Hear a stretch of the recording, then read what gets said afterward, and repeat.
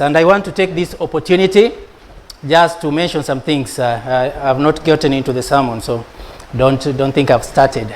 I just want to mention something about baptism. Let me take this advantage because it comes once in a while. I want to mention some things about baptism. In our church, we do baptism on these principal Sundays. That's why probably last year you didn't see me doing baptism. I think it was only once during Easter, and I did it in a private baptism, also because of COVID. But we do baptism in these principal days.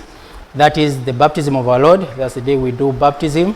And also in Easter Sunday or Easter Vigil or Easter Eve service, that's the appropriate time of doing baptism. But since we normally don't do that Easter Eve service, so we tend to do it baptism on Easter Sunday.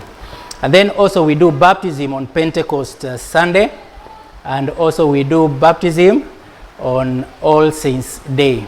So those are the only key principal days that we do baptism. Those are the authorized Sundays that we do baptism. We don't do baptism on Christmas Day or any other ordinary day. That is public service baptism. But then again, there is private baptism. I do private baptism. So if you want a private baptism any day of the week, any time, you get in touch with me. I'll do that private baptism either here on the church or even at your home place, whichever way. I can do that baptism. But on the service is only those key principal Sundays that we do baptism. So now, if you have a child who needs to be baptized, or if you need to be baptized, now you need to prepare yourself for the Easter day for baptism. Or if we will have Easter Eve service, we will do baptism on that day. So that's the day you can prepare. Ikipita siku hiyo, tungoje Pentecost. Ikipita Pentecost, tungoje All Saints Day. So also again, I want to remind you that here in church, the baptism font is not put here. Unajua, ukikuja kwa kanisa we bado ni mgeni. They say 3 years is a honeymoon period and everybody loves you, you see. And then after the 3rd, 4th year, that's when ground starts to shake.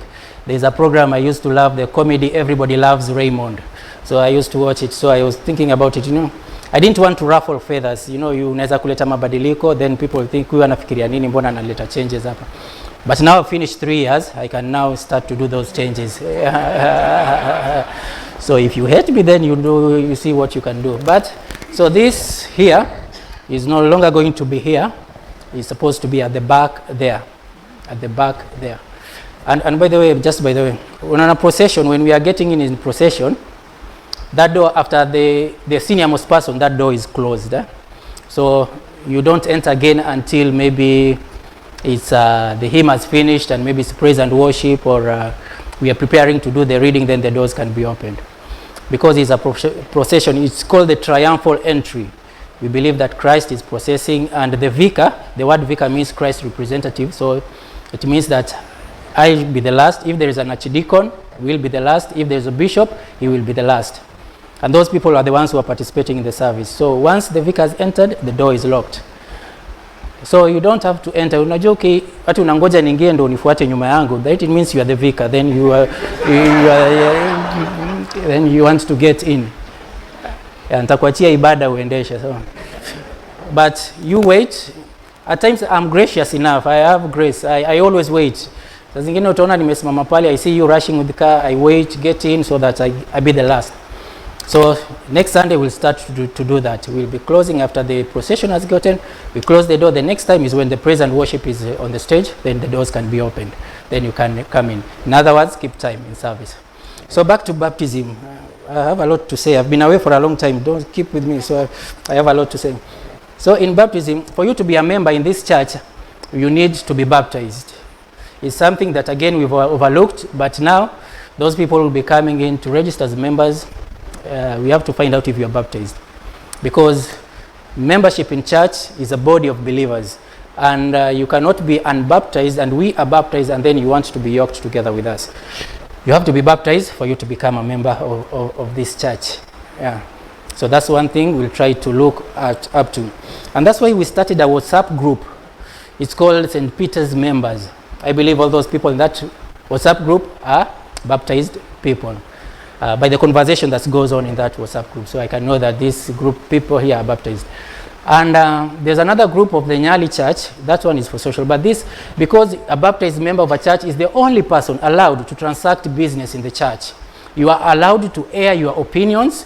You are allowed to ask questions. You are allowed to find any kind of information. And the baptized members, the members of the church, are the ones the vicar is allowed to make communication to. Others who are diasporas, they are social, they are for motivation, the encouragement, send verses. We allow it, and it's good for friendship. And so if you don't attend this church for 12 months, you cease automatically to be a member of this church. Therefore, we remove your membership number, and then we put in another person, and we remove you from that WhatsApp group also. And then we remain with the bona fide members who have for 12 months have never missed a worship service. They are communicant, they have taken on the Lord's Supper, and they are baptized. So the other thing is that for a child to be baptized, 6 months. 6 months. I don't know why people wait until mtoto amekuwa 12 years anataka kuwa confirmed. That's why unaona mtu analeta huyu hajabatizwa. I mean, where 6 months, 12 years, why do you keep a child with the original sin for all those? And then mnashangaa watoto wanachoma shule, watoto wanafanya nini? Because we do not do some of those right. That I believe it has some spiritual aspect inside of children. Believe it or not, a baptized, a confirmed child, the spirituality that is in that person will always haunt the conscience of that child, and he will try to do the best to please God. But hawa watoto ambao mnajisikia wakikuja kanisani mnawabatiza wakati mnataka confirmation mwashughuliki, hao ndio sasa unaona wana riot, drugs they do, but there is a spiritual aspect. And by the way, I have confirmed this. Mtoto ambaye amekuwa confirmed, hata aende boarding, akuwe mtukutu namna gani, but one day he'll come back to this church and he will be a faithful believer. Yeah. So it's such important, those things. So a child 6 months, mlete tumbatize. Ukichelewa sana 8 months. Ukichelewa sana. So baptism, the mode of baptism, we have sprinkling. Hapa tunafanya sprinkling. But then again, I'm open. Ukitaka immersion, I can do immersion baptism for you, because Jesus was baptized in Jordan, aliingizwa kwa maji. Also you want to be done that, there's no problem here. I have no problem with that. We can do the liturgy aspect of it here. After that, unipatie lift kwa gari yako tuende hapa chini, and then we can immerse you in the ocean. I have no problem. It's up for you to choose. I'll sprinkle or immersion. It's up to you. And then we don't repeat baptism.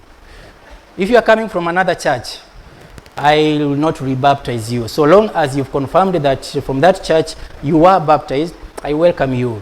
I welcome you. And hata kama ulikuwa confirmed in another church, you are taking Holy Communion in another church, I welcome you. That's always, we always have the service to welcome new members in the Holy Communion. We don't rebaptize. We believe in one baptism. So then there is an emergency baptism. Emergency baptism, wewe unaweza kuifanya. Somebody is dying and is on the deathbed, and unajua in the next 2 minutes this person is going to die. Na katika hali ya kukufa, amesema na kumkubali Yesu Kristo kama mwokozi wa maisha yangu. I receive Jesus Christ as my Lord and Savior. You who are baptized under there, rush to the kitchen, put a bowl of water and pray over the water, sanctify it, if possible use the prayer book, and you as a lay person are allowed to baptize that person. So that when unaweza kunipigia simu nisishike simu, ama saa zingine ninacheza na Janet and do some of the things, I might not be able to respond quickly, but you who are there, you are allowed to baptize that person. And if he dies, then I know he'll be received in the arms of God. But kama hata kufa, sasa unaweza kunipigia uniite, niambie nilibatiza mtu hapa na hakukufa. So mchungaji, njoo umalize the right. I'll do it, but know that you're allowed to baptize. And then for the godparents, this is a very important vow. I need to emphasize. Godparents' responsibility is a heavy responsibility. Tuache, please, if God permits, maybe I will not be here for maybe, but God permits, I want some things to be done orderly, properly, conduct in God-fearing way. Unaona wezi kuokota mtu pale mlangoni ati njoo kuwe godparent, and then mtu anasimama tu anakuja hapa mbele, and then I ask them the question. I mean, it's not proper. A godparent must be baptized, and then must be communicant member. He must be partaking on the Holy Communion. She must be confirmed. These things I'm telling you, my honeymoon is over. Now is some tough business here. I'll be asking those questions. Are you a member?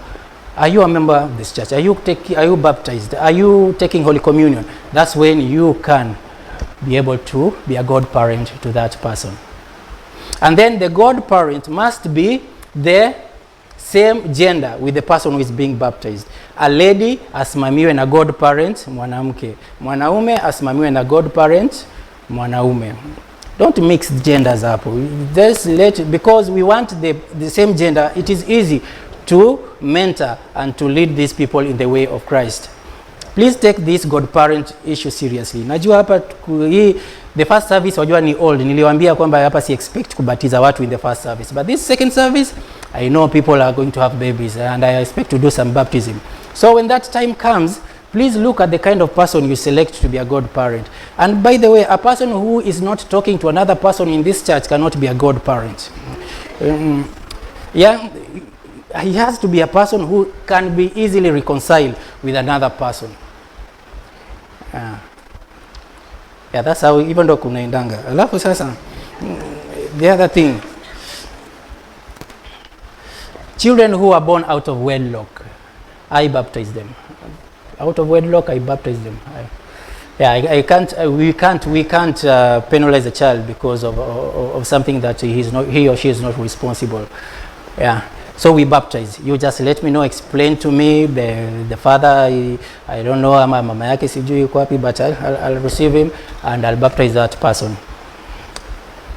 But a person who is married to a Muslim and then you are a Christian, I have to get consent from the other person. You see, either is a Muslim or an Indian or whichever religion is there, Sikh or Buddhist. Yeah. Hata hizi zetu za tradition hizi za Kalmanzira pia ziko hizo. So I have to get consent from the other person that he or she is ready to willing that this person be baptized. I'll baptize that person. I'll baptize that person. Now the last one I want to mention is about wedding. Wedding, you must be baptized to participate in the wedding. That's why it is called what? Holy matrimony. Holy matrimony. And one person cannot be baptized anataka kuolewa na wewe mwingine. We will arrange. Sitasimamisha wedding. Please note that I will not stop the wedding, but I'll arrange. Or if you agree with me, you make a commitment that you will get baptized as soon as possible, I'll proceed. But that's why in our baptism form we ask for baptism certificate, just to make sure that you are baptized. So if you are looking for somebody, before you start to date, ask him, are you baptized or are you not baptized? So that you work together in a good order and in good fashion.